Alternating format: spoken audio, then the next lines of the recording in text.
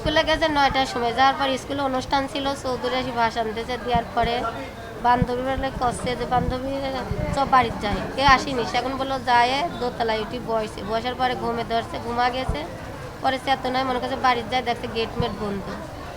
বন্ধুর পরে সে এখনও মনে করছে এখন তো মানুষ নাই, ও বলে 3তলা ঝাঁপ দিয়ে দোতলায় ব্যাগ ট্যাগ ফেলছে যে মানুষ শব্দ দিবি না, আর কোনো শব্দ পাইনি, পরে ওরা কি হয় আর কত পারি না। ধাক্কা ধাক্কি হওয়ার পরে আমার ভাই ধাক্কা মারি কী করে, তার মেলা লোক যায় বলে,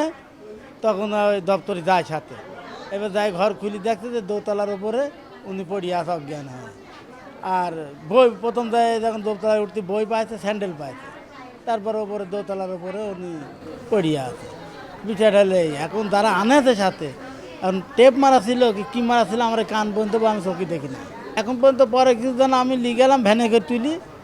আমার বাড়িতে আমি নিয়ে যাই, বললাম তুই মিরপুর নিয়ে যাতো হাসপাতালে,